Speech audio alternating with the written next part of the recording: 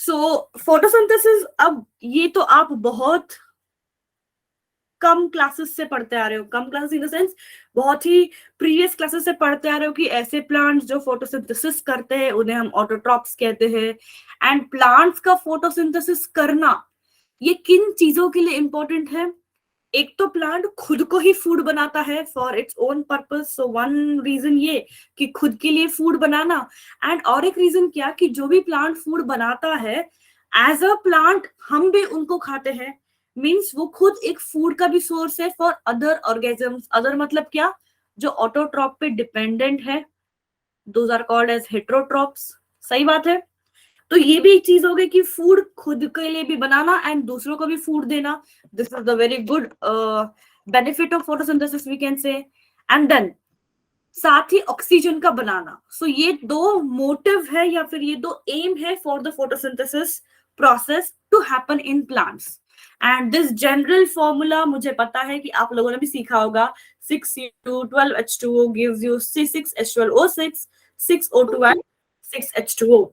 तो ये फोटोसिंथेसिस एक क्या है? एक एनाबॉलिक प्रोसेस है। बट अब मैं आपको लेके जा रही हूँ बच्चों कुछ ऐसे एक्सपेरिमेंट्स की तरफ। आपके भी स्कूल में आपने ये करा होगा बिकॉज ये चैप्टर आपको सिखाया गया है ऑलरेडी, एंड दीज चैप्टर्स या फिर दीज एक्सपेरिमेंट्स आपने पहले भी करा है। बट थ्योरी में भी इसका अगर ज्यादा क्वेश्चन नहीं आएगा, मीन्स थियोरेटिकली ऐसा कभी पूछते हैं कि इस साइंटिस्ट ने क्या किया, उस साइंटिस्ट ने क्या किया, but for your competitive exams ऐसा पूछ सकते हैं कि what is the contribution of what scientist, कि उनसे कौन से साइंटिस्ट ने कौन सी चीज की डिस्कवरी वगैरह करी थी। तो दैट्स वाई थोड़ा हम डिटेल में इनको पढ़ेंगे हम। Okay, so let's move towards the history of photosynthesis, कि भाई फोटोसिंथेसिस को डिस्कवर ही कैसे किया, कि ये प्रोसेस होती भी है। तो सबसे पहला एक jar candle and mouse experiment है जो सर जोसेफ प्रीस्टली इन्होंने किया है। तो ये एक बहुत ही प्रिमिटिव एंड पुराना एक्सपेरिमेंट है, बहुत ही पुराने जमाने का, 18वीं सेंचुरी का है ये। तो उन्होंने क्या किया था, ध्यान दो बच्चों, ये आपकी बुक में भी है but again I am teaching because this is important.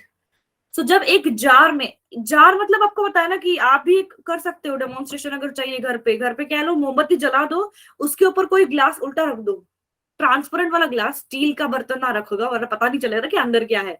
तो ट्रांसपेरेंट वाला जार उल्टा रख दो, फिर आपको दिखेगा कि कुछ देर के बाद ये कैंडल जो है वो बुझ जाती है।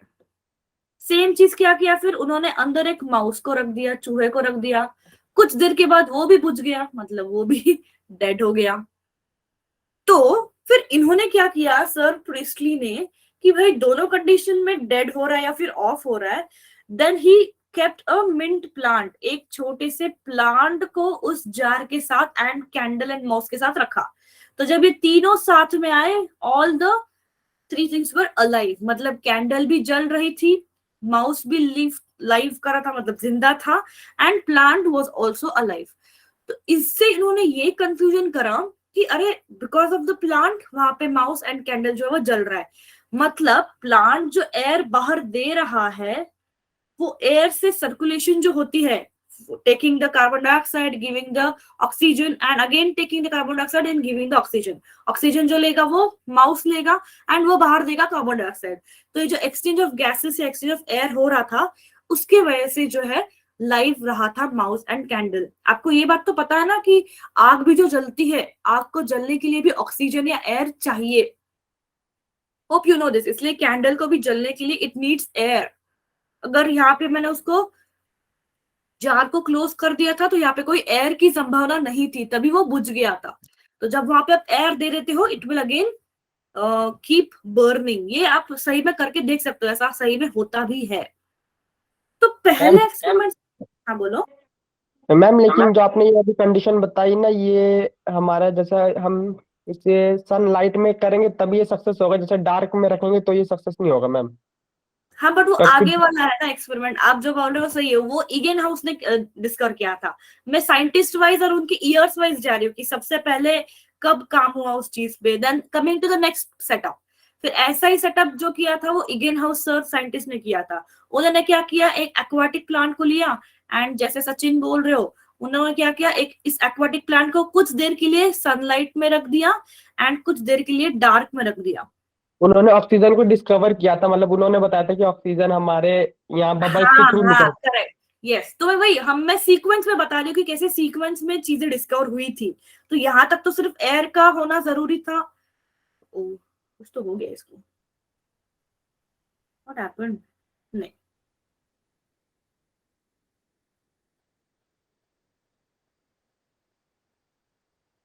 क्या हो गया इसको? एक सेकेंड ना बच्चों, समथिंग हैपेंड विद दिस।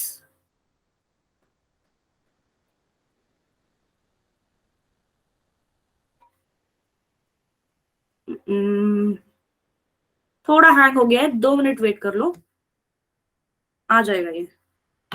आज पता नहीं इसको क्या हो गया, please wait.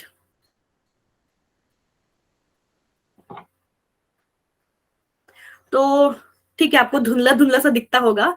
I keep saying कि सेकंड साइंटिस्ट जो है इगन हाउस, सेकंड साइंटिस्ट ने ये दिखाया, मेरे तरफ से थोड़ा सा वो एक्चुअली हैंग हो गया है बच्चों, तो मैं दिखा नहीं पा रही हूँ आपको। इगन हाउस ने ये दिखाया कि जब उन्होंने लाइट एंड डार्क में एक्वाटिक प्लांट को रखा, एक्वाटिक प्लांट कोई भी लोटस जैसा प्लांट होता है ना, तो उन्होंने क्या देखा कि जब भी उस प्लांट को लाइट को एक्सपोज कराए, जैसे सचिन बोल रहे थे। मेरी आवाज तो हो रही है ना बच्चों आप लोगों को, या वो भी हैंग हो गया है? मैम आ रही है। हाँ हाँ, ओके। तो जैसे लाइट को एक्सपोज करा, उस टाइम पे उन्होंने ये देखा कि लाइट में हो रहा है बबल्स का आउटकमिंग, मतलब एक्वाटिक प्लांट है इसलिए बबल जब आते हैं तो कुछ ऐसे गुड़गुड़ जैसी आवाज भी आती है पानी में, करेक्ट? ये रुक गया बेचारा। रुको, आई एम रीस्टार्टिंग इट, मतलब पीपीटी फिर से दिखा रही हूँ मैं। एंड जब डार्क में रखा तो डार्क में ऐसा हुआ कि उनको कुछ भी बबल्स आते हुए दिखे ही नहीं। फिर उन्होंने देखा कि इसका मतलब जो एयर ट्रैप हुआ है, जो प्रीस्टली इन्होंने कहा था कि एयर ट्रैप हो रहा है, वो एयर सनलाइट में ही निकलती है। तो that is what he said. Yes, अब दिख रही है side? So here he said, sorry for the disturbance people, here he said कि जब लाइट में रखा प्लांट को, तब प्लांट में से थोड़े से बबल्स को आते हुए ऑब्जर्व करा। एंड जब प्लांट को रखा डार्क कंडीशन में, then there was no bubbles. तो दिस मेंट दैट कि यहाँ पे जो एयर, अच्छा यहाँ पे चला गया क्या वो कैंडल एंड जार हमारा, ठीक है। सो एयर को लिख देती हूँ मैं बस यहाँ पे। ये जो एयर की डिस्कवरी हुई थी ना यहाँ पे, यही उनका यहाँ पे ये कहना था कि सनलाइट में ही जो बबल्स है वो दिखते हैं एंड डार्क में नहीं दिखते। तो जो ऑक्सीजन आ रहा था बाहर, so that is mainly dependent on the presence and absence of sunlight. तो देन नेक्स्ट फैक्टर क्या डिसाइड हुआ कि भाई सनलाइट भी जरूरी है फोटोसिंथेसिस के लिए। देन अब जब आगे और चलेंगे हम, तो थर्ड एक्सपेरिमेंट जो है, जो जूलियस वॉन सैक्स इन्होंने दिखाया था, इन्होंने बहुत ही खूबसूरत बात ये बताई कि ये जो एक्सपेरिमेंट होता है, जो पिगमेंट्स इसको करवाते हैं, जिसको आज तो हम क्लोरोफिल कहते हैं, बट उस जमाने में उनको उसका नाम नहीं पता था, तो सिंपली वो उसको मॉलिक्यूल या ऐसे ही स्पेशल बॉडीज करके नाम देते थे। तो ये स्पेशल बॉडीज क्या है? क्लोरोप्लास्ट है, जिसको आज हम क्लोरोप्लास्ट कहते हैं। तो ये होती कहाँ है फोटोसिंथेसिस की चीजें? ये उन्होंने कहा था कि भाई ये चीजें होती है कुछ special bodies name as chloroplast के अंदर, एंड कौन करवाता है? तो क्लोरोफिल करवाता है। साथ ही इन्होंने और एक डिस्कवरी करा कि जो फोटोसिंथेसिस का प्रोडक्ट है वो है glucose, which is stored as starch. अब यहाँ पे क्वेश्चन आता है, अगर किसी ने बायोमोलिक्यूल्स को मुझे मतलब मेरे क्लासेस में अगर पढ़ा था, या फिर कोई भी एनी क्लासेस या any text books also if you have read, तो आप लोग मुझे ये बता पाओगे कि ग्लूकोज को हमेशा स्टार्च में क्यों स्टोर करा जाएगा? Why? Very simple question, and पढ़ाया है इसको। Why glucose is stored in starch, form of starch in plants? No one?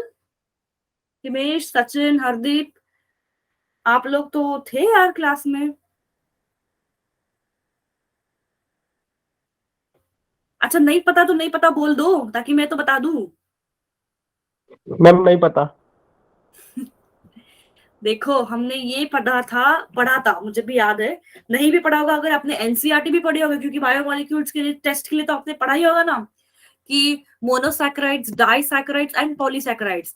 तो ग्लूकोज एक मोनोसैकेराइड है, it is a monosaccharide, and monosaccharide हमेशा एक डायरेक्ट एटीपी मॉलिक्यूल का सोर्स बनता है, मतलब डायरेक्टली एनर्जी दे सकता है। But starch is a polysaccharide, ये तो पता है ना, बेसिक चीज है ये। ग्लूकोज जो है मोनोसैकेराइड है, स्टार्च एक पॉलीसैकेराइड है जो स्टोरेज के लिए काम आता है। इसलिए जब भी मॉलिक्यूल्स को स्टोर करना होता है फूड को, उनको पॉलीसैकेराइड के फॉर्म में स्टोर करा जाएगा। जैसे ग्लाइकोजन इन एनिमल्स, ग्लाइकोजन भी एक पॉलीसैकेराइड है। ग्लूकोज को हम स्टोर नहीं कर पाएंगे क्योंकि सिंगल मॉलिक्यूल है, वो सिंपली उधर से इमीडिएटली एटीपी में कन्वर्ट हो जाएगा, मतलब एनर्जी दे देगा immediately spontaneously. For the storage purpose always bigger molecules, always polysaccharides are used.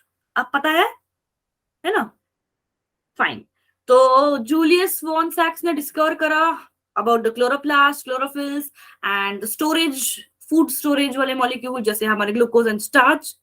फिर आगे चलते चलते दो इंपॉर्टेंट डिस्कवरीज हुई एंड बहुत ही मेन अचीवमेंट था यहाँ पे, कि यहाँ पे बना जो एंजलमन का एक्सपेरिमेंट है, जिसमें उन्होंने प्रिज्म यूज करके क्या किया था, लाइट को स्प्लिट किया था। आपको विजिबल लाइट के वो ये तो पता होगा ना, विजिबल लाइट का विबजोर जिसको कहते हैं, आई गेस ना ये तो सभी को पता होगा ना।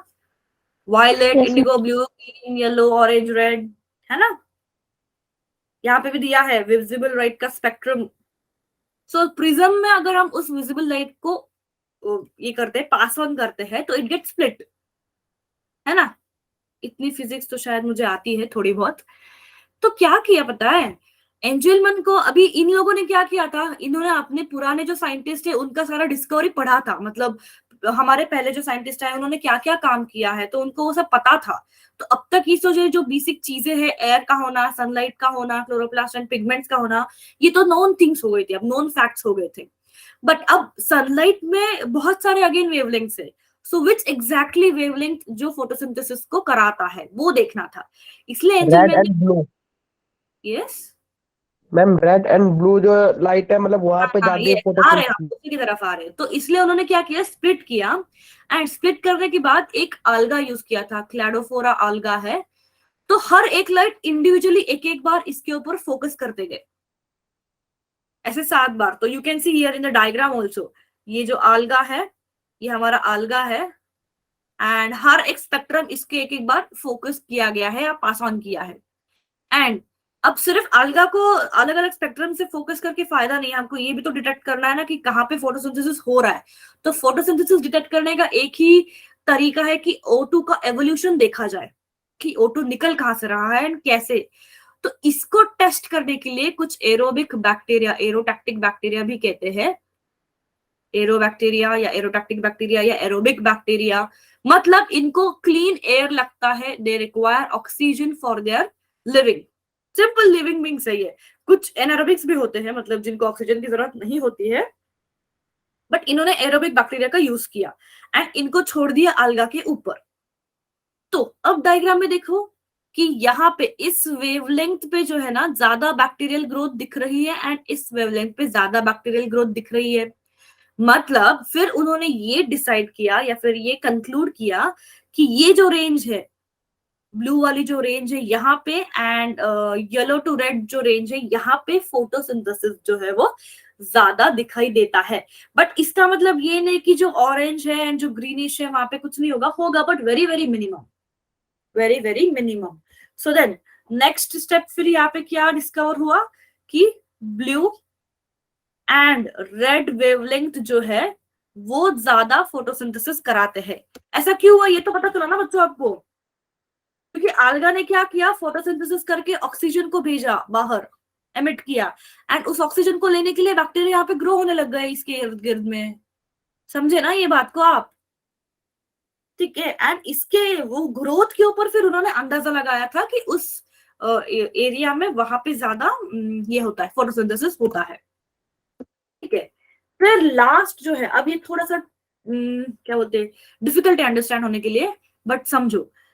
लास्ट जो है नील भाई साहब ने, मतलब सर कॉर्नेलियस वॉन नील, इन्होंने भी एक बहुत अचीवमेंट किया था। अब हमको ये तो पता है ऑक्सीजन लगता है, सनलाइट लगता है, क्लोरोप्लास्ट एंड पिगमेंट्स लगते हैं। सनलाइट का भी विजिबल स्पेक्ट्रम में से red and blue he spectrum है जो ज्यादा फोटोसिंथेसिस कराता है। अब हमको ये जानना था कि जो एवोल्यूशन में ऑक्सीजन निकलता है, ये जो निकलता है ना ऑक्सीजन, ये ऑक्सीजन निकलने के दो चांसेस है, एक तो ये वाटर वाला मॉलिक्यूल भी ऑक्सीजन एवोल्यूट मतलब बाहर निकाल सकता है, या कार्बन डाइऑक्साइड वाला भी। अब ये कैसे पता चलेगा कि इस वाले में ऑक्सीजन कौन आ रहा है और जो ऑक्सीजन बाहर जा रहा है वो कौन आ रहा है, लाइक कौन सा आ रहा है? तो इसके लिए भी क्या किया पता है, ही used special kind of bacteria. उनके रिसर्च में he used to work on these kind of bacteria, purple sulfur green bacteria या पर्पल ग्रीन सल्फर बैक्टीरिया। अब इनकी खासियत क्या है, एक तो ये फोटोसिंथेटिक है, मतलब they can perform photosynthesis, but generally जब पानी यूज होता है फोटोसिंथेसिस में एज अ रिड्यूसिंग एजेंट, जहां पे हाइड्रोजन जो है वो रिड्यूस होता है एंड कार्बोहाइड्रेट्स को बनाता है, मतलब ये जनरल रिएक्शन जो होती है ना, उसमें क्या होता है, पानी रिड्यूस करेगा एंड कार्बन डाइऑक्साइड ऑक्सीडाइज हो जाएगा to form what, to form the carbohydrates, that is to form the glucose. मतलब यहाँ पे रिड्यूसिंग एजेंट हमारा पानी है, बट दीज बैक्टीरिया नेचुरली जो है they use hydrogen sulphide as the reducing agent. तो इनका फोटोसिंथेसिस का रिएक्शन पता है बच्चों, यहाँ पे H2S लग जाता है, मान लो मैं इसको लिख देती हूँ, यहाँ पे 6CO2 होगा एंड देन 12H2S होगा, नॉट वाटर, क्योंकि उनका नेचर ही वो है। Then you will get 6C6H12O6 plus O2 and plus फिर से वाटर, सॉरी O2 नहीं आएगा यहाँ पे, यहाँ पे आएगा, यही तो खासियत है एक्चुअली, यहाँ पे आएगा सल्फर। तो ये उनको पता था, the Niel scientist knew about this reaction in the bacteria, bacteria ऐसा रिएक्शन करवाता है, ये उनको पता था।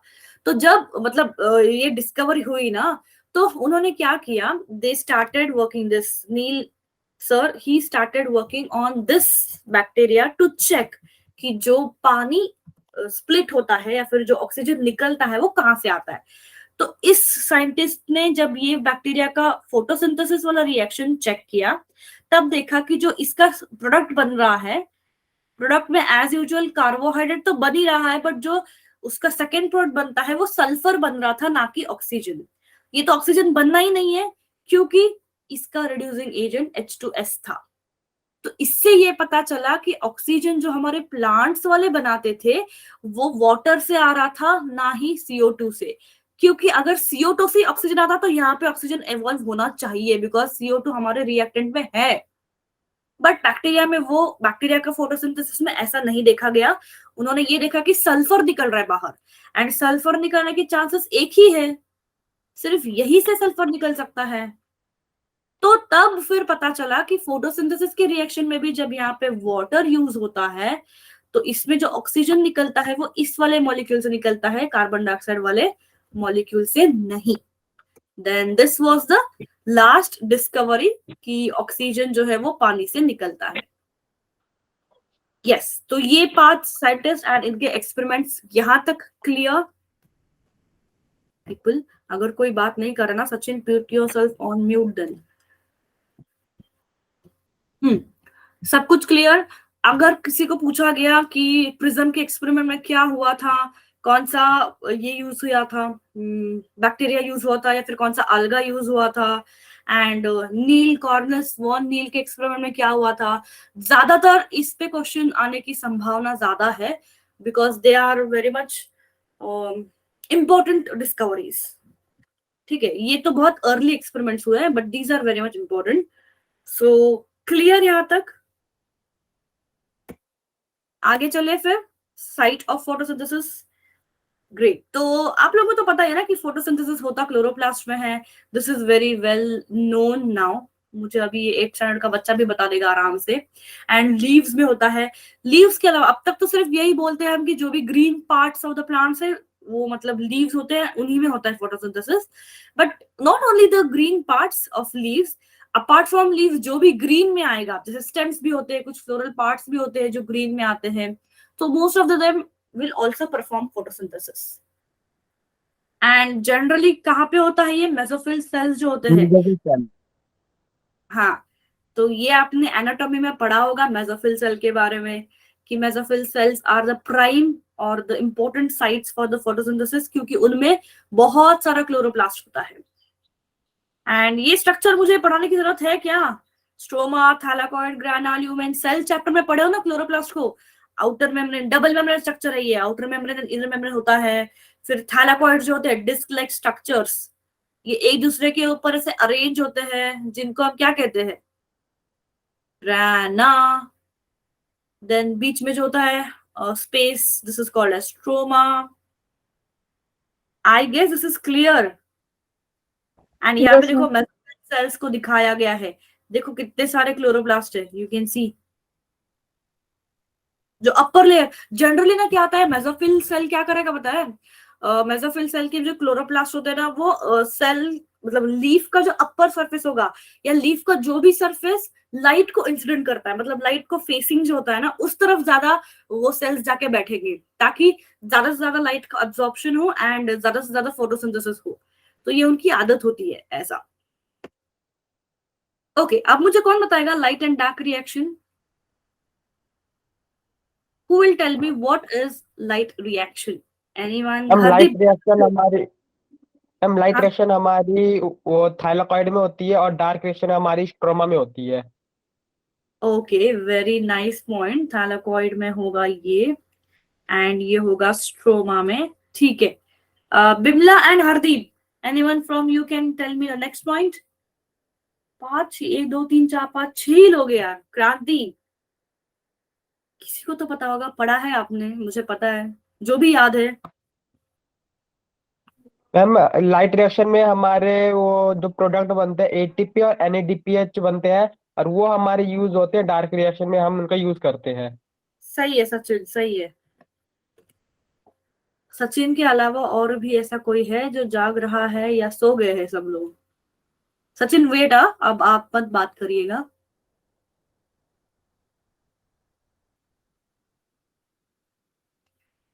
बच्चों, बी एक्टिव। सो जैसे हमको सचिन ने कहा, ये बात सही है कि जो ये होगा, लोकेशन होगा लाइट रिएक्शंस का होता है थैलाकॉइड में, एंड डार्क रिएक्शन होता है स्ट्रोमा में।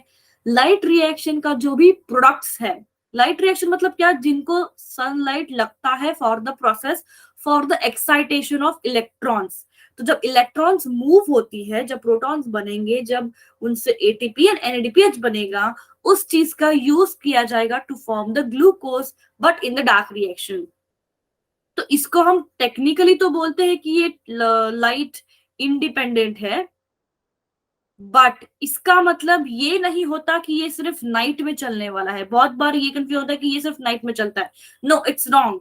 डे एंड नाइट दोनों में भी चलेगा, बस फर्क ये हो जाएगा कि इसको लाइट की जरूरत नहीं है, अपना काम खुद करता रहेगा। जैसे ही इसको एटीपी एंड एनएडीपी मिलते गया, it will start doing its own cycles to perform the glucose.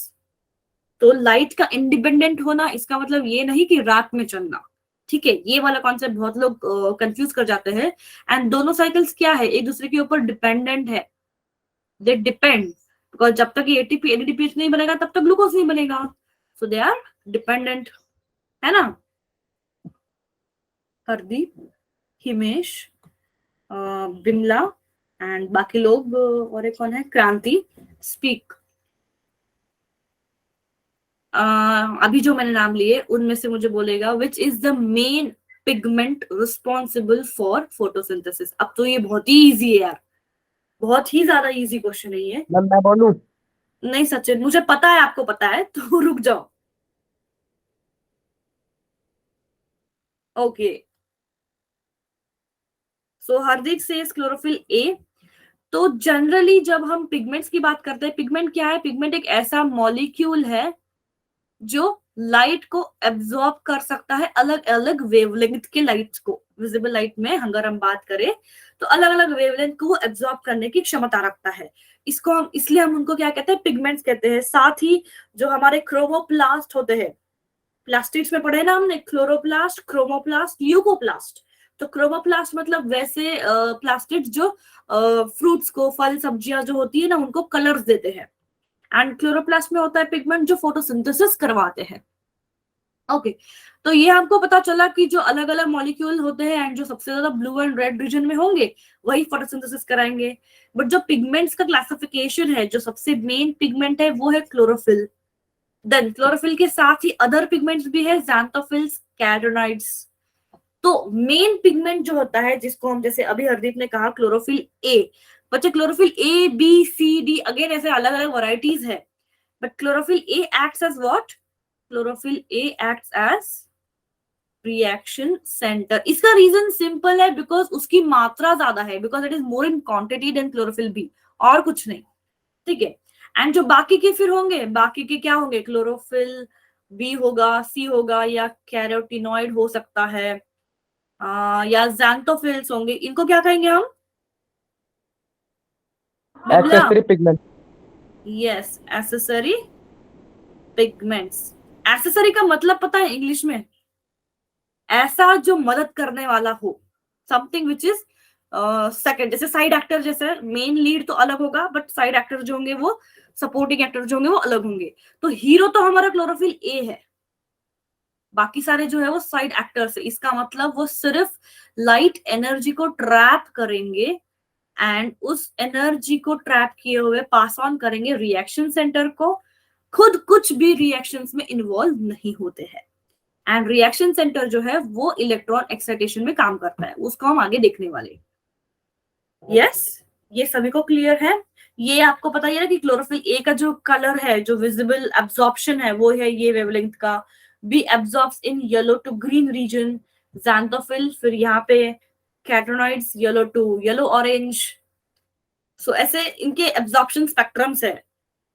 बच्चों बहुत बार आप लोग ये समझ जाते हो कि क्लोरोफिल ए है मतलब वो ब्लू कलर दिखाएगा, कैरोटिनॉइड है मतलब वो येलो कलर दिखाएगा। No, this is the absorption spectrum. उस वेवलेंथ को वो एब्जॉर्ब करने वाले हैं। अच्छा, मेरा एक क्वेश्चन है, यहाँ पे लिखूं मैं, क्या हो गया?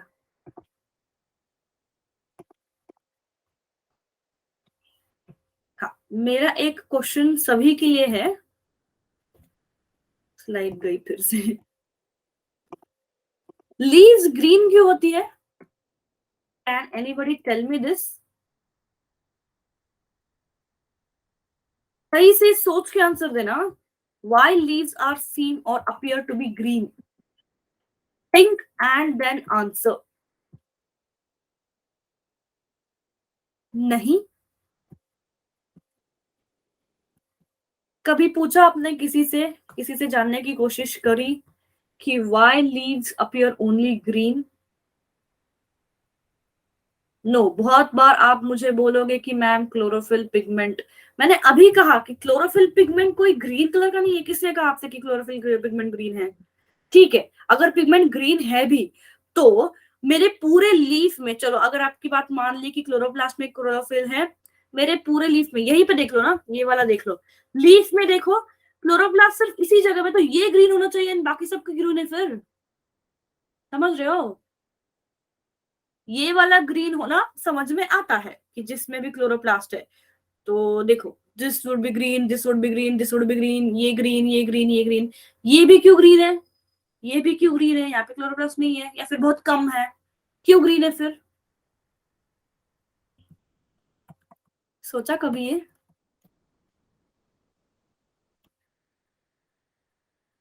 ठीक है, क्लास होने तक मैं टाइम दूंगी आपको, तब तक आप बुक्स वगैरह देख लो, try to find out and then tell me कि क्या रीजन है।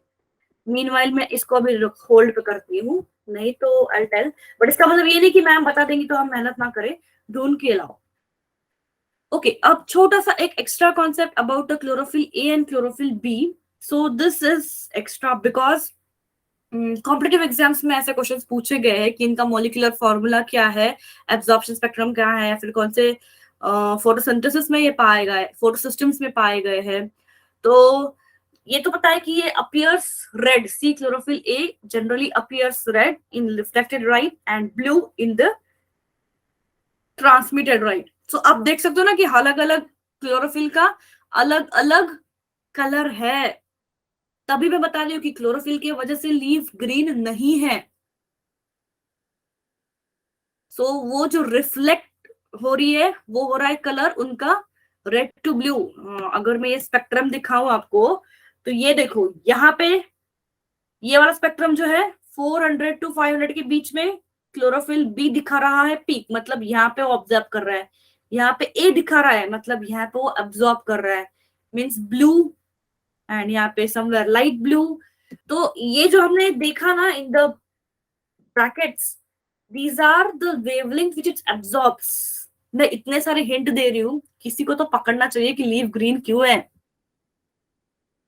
ठीक है, I'll keep on moving. So the molecular formula for chlorophyll A and B, सिर्फ इन दोनों को ही हम क्यों पढ़ रहे हैं, बिकॉज इन दोनों के ऊपर ही सारा क्वेश्चन बनते हैं।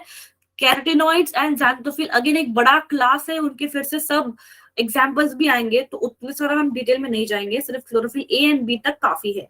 एंड इन दोनों में भी सिर्फ दोनों का फर्क इतना ही है दैट हाइड्रोजन क्लोरोफिल ए में 72 बार आता है एंड यहाँ पे ओनली 70। अब अगर आप नोटिस करते हो यहाँ पे मैंने मैग्नीशियम लिखा है। क्या आपको याद है कि एंजाइम्स में हमने लास्ट सेक्शन पढ़ा था कोफैक्टर्स के बारे में? कोफैक्टर्स में आए थे मेटल आयंस, ऐसे कुछ पिगमेंट्स एंड एंजाइम्स होते हैं जिनको मेटल आयंस लगते हैं फॉर द एक्टिविटी और फॉर द रिएक्शंस। सो यहाँ पे हमारे जो क्लोरोफिल ए एंड बी है, उनके नॉर्मल फंक्शनिंग के लिए they need magnesium in their structure. बच्चों हेमोग्लोबिन के लिए कौन सा लगता है आयन? ये आपने पढ़ रखा है पीपल, आप लोग ना पढ़ोगे नहीं ना फिर पीछे की चीजें भूलते जाओगे। Anybody recalls haemoglobin structure? Haemoglobin जो 4 पॉलीपेप्टाइड से बना है, बीच में क्या लगता है उसके? Nobody remembers? हे भगवान, it requires ion molecule for it binding. Sachin क्यों शांत हो यस गए आप? मैम। ये पता नहीं था? मैम भूल गया था। ठीक है, इट्स ओके बच्चों। सी शांत रहने से मुझे कैसे पता चलेगा कि आपको याद है नहीं है? शांत रहने का मतलब मैं समझ जाती हूँ कि बच्चा सो गया। Keep talking. नहीं है तो नहीं पता है, ठीक है ना, क्या हो गया? सो chlorophyll A present in PS1, PS1 PS2 मतलब क्या? Photo system. By now you should know that, है ना? You must be knowing.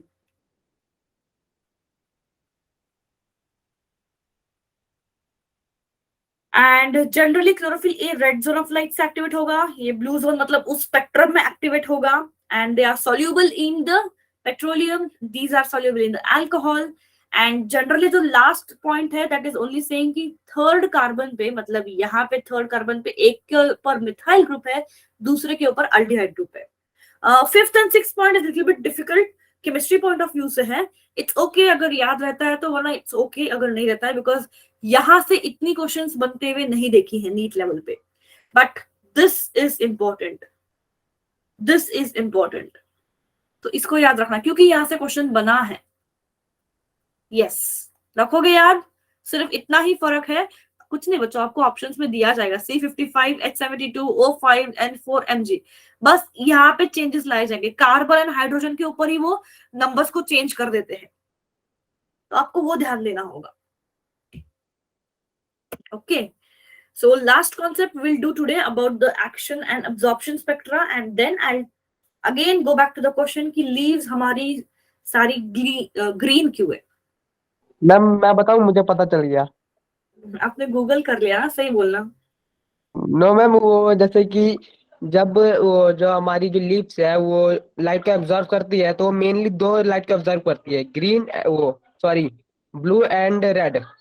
तो वो बहुत ही मतलब काफी मात्रा में एब्जॉर्ब करती है। तो जब वो लीव के अंदर जैसे ग्रीन और ब्लू लाइट जो इंटरमीडिएट होती है, देन तो वो जब हम उन्हें देखते हैं तो हमारी आंखों में ग्रीन लाइट रिफ्लेक्ट करती है। यही है मेरा answer. Correct correct, I just make you more clear. आती हूँ मैं आपके आंसर की तरफ, सही जा रहे हो आप, थोड़ा सा और क्लैरिटी दे दूंगी मैं आपको ये कैसा होता है। ठीक है, इजी है, दैट इज वेरी ट्रू जो आपने कहा था। I put it in right words now.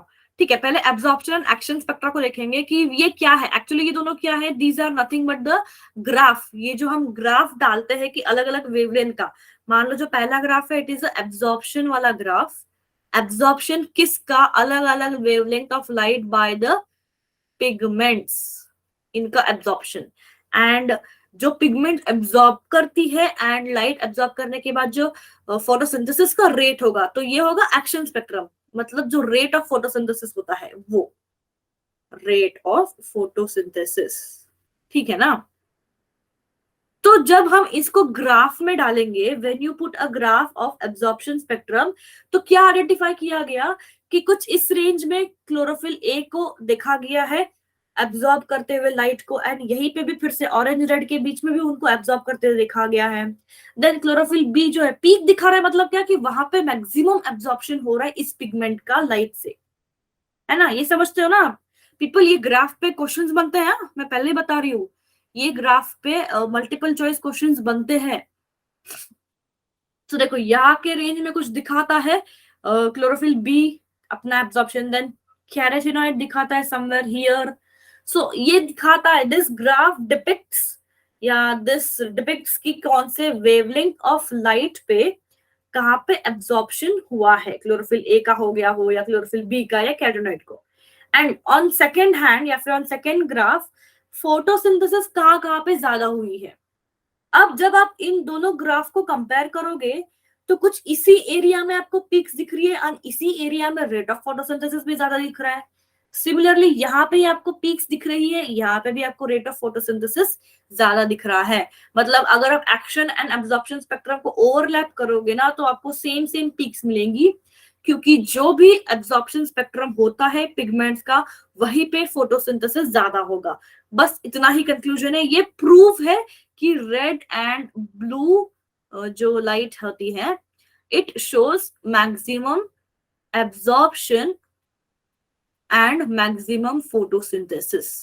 तो बस इससे ये वाले ग्राफ से इतना ही प्रूव होता है। अगर कहीं और ग्राफ आएगा, शिफ्ट होगा पीक्स, तो उस रीजन में फिर से मैक्सिमम फोटोसिंथेसिस जो है वो देखी जाएगी। Yes, this is clear, absorption and action spectrum.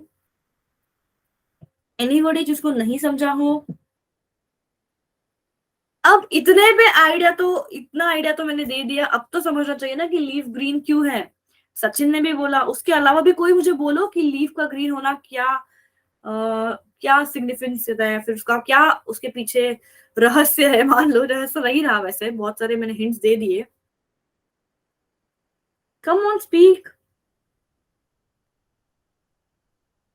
अब मुझे भी ना नींद आ रही है, फिर मैं जा रही हूँ। आप लोग भी सो जाओ, मैं भी सो जाती हूँ, है ना? मैम इस ग्राफ में एक और चीज अभी रहती है। हाँ बोलो, कौन सी? मैम जैसे कि वो जो लाइट है तो वो 400 nm से 700 nm के बीच का भी मैम एक चीज थी ना जिसमें लाइट एब्जर्व होती है। यही है ना वो पहले वाला ग्राफ, दैट इज, ये उसको सिर्फ ऐसे स्पेक्ट्रम में दिखा दिया। 3 ग्राफ आपके एनसीईआरटी में दिए है ना। Yes ma'am. हाँ, तो इसी को हमने इस बार में दिखा दिया है कि लाइट जो है, विजिबल लाइट, वो 4 to 700 में। उसको अलग से ग्राफ की एक्चुअली जरूरत नहीं है। ये विजिबल लेंथ इसी में पता चल जाता है। From this you can understand easily. इसी का वो थर्ड ग्राफ है वो। ये तो ओके। इम्पोर्टेंट है, जहाँ पे एक्शन एंड एब्जॉर्प्शन का स्पेक्ट्रम है ना। थर्ड तो सिर्फ लाइट का वेवलेंथ दिखाने के लिए दिया है कि कहाँ से कहाँ लाइट दिखा रहा है, तो ये सेम ही चीज है वो। चलो मैं ही बता देती हूँ, वरना मुझे नींद नहीं आएगी कि मैंने बच्चों को बताया नहीं कि लीव्स ग्रीन क्यों है। अब हमने, ठीक है, इसी ग्राफ पे ही पता चलता है। सी देखो, इस एरिया में जो है एब्जॉर्प्शन बहुत ज्यादा कम है या कुछ है ही नहीं।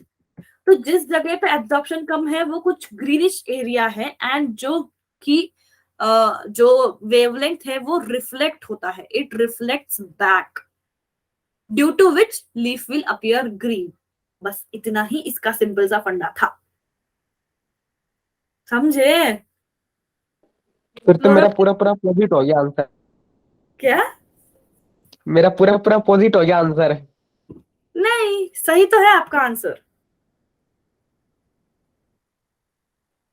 आपने सचिन अटेम्प्ट सही किया था, थोड़ा मैंने उसको राइट वर्ड्स में डाल दिया। आपका बोलने का मतलब तो मैं समझ गई थी, but I just put into correct words, और कुछ नहीं। सो जो विजिबल स्पेक्ट्रम है, उस विजिबल स्पेक्ट्रम में ग्रीन ऐसा स्पेक्ट्रम है जहां पे सबसे ज्यादा, सॉरी, सबसे कम, this is the minimum absorption, और you can say which is negligible, no absorption. तो जो एब्जॉर्ब नहीं होगा वो क्या हो जाएगा, रिफ्लेक्ट हो जाएगा, एंड जो रिफ्लेक्ट होगा वो हमको दिखेगा। समझे? छोटी सी प्यारी सी बात थी हमारी ये। ठीक है, फिर यहाँ पे हम रुकते हैं क्योंकि आगे हम स्टार्ट करेंगे फिर एक छोटा सा बता देती हूँ अबाउट रेड ड्रॉप इफेक्ट, क्योंकि इसको भी एक दो बार आते हुए देखा है हमने। सी बच्चों, अब तक मैंने ये बताया ना कि इस वाले वेवलेंथ तक, मतलब 700 इज द मैक्सिमम वेवलेंथ जहां तक फोटोसिंथेसिस हो सकती है। अगर मैं 700 नैनोमीटर के ऊपर, मीन्स मोर देन 700 नैनोमीटर, अगर मैं कोई भी लाइट लीव्स को देती हूँ तो वहां पे कोई भी फोटोसिंथेसिस नहीं होगा। सो इसको कहते हैं, क्योंकि 700 इज द लास्ट स्टॉप जहां पे रेड लाइट होता है। तो यहाँ पे जब इसके ऊपर इंफ्रारेड रीजन एक्चुअली स्टार्ट होता है, तो इंफ्रारेड रीजन जो होता है उसमें फोटोसिंथेसिस नहीं दिखेंगे हम। तो मान लो अगर एक्सपेरिमेंट के दौरान आपने ऐसा करना चाहा कि लीव्स को इसके ऊपर भी आप लेके जाओ वेवलेंथ के, तो you will see there is a drop in photosynthesis. तो इस फिनोमेनॉन को कहते हैं रेड ड्रॉप इफेक्ट, कि जब आप 700 नैनोमीटर के ऊपर चले जाओ, when you go beyond the red light, उस टाइम पे फोटोसिंथेसिस को ड्रॉप होते हुए देखोगे, and that is called as simply red drop effect. छोटा सा पॉइंट है ये, वैसे ज्यादा आपको तंग नहीं करेगा ये बेचारा रेड ड्रॉप इफेक्ट। ठीक है, याद रखोगे red drop effect. I guess it is not there in your NCERT, I don't remember, but शायद नहीं है। तो ये इसलिए होता है क्योंकि रेड ड्रॉप इफेक्ट, इसको इमर्सन इफेक्ट भी कहते हैं। इमर्सन जो साइंटिस्ट थे, तो ये you can, I will also write for you, क्योंकि मे बी ये आपको एनसीईआरटी में नहीं मिलेगा। इमर्सन इज अ साइंटिस्ट जिन्होंने ये डिस्कवर करा था। तो जो फोटोकेमिकल फोटो सिस्टम्स जो होती है ना, फोटोसिंथेसिस में PS1 PS2 जो होती है, this PS1 PS2 will get disturb हो जाएंगे, मतलब डैमेज हो जाएंगे जब हम 700 नैनोमीटर के ऊपर चले जाएंगे। एंड जिसकी वजह से क्या होता है, फोटोसिंथेसिस जो है वो ड्रॉप हो जाता है, which is called as red drop effect और इमर्सन इफेक्ट। याद रखोगे फॉर योर नीट, मैं इसको हैशटैग करके लिख रही हूँ, इसको भूलना नहीं है। Okay, clear? So shall we stop here? If you guys have any kind of doubt, stay back, we'll solve it. If no, then we can stop here. हम आगे लाइट रिएक्शन को स्टार्ट करेंगे अगली क्लास में। Okay बच्चा, bye bye.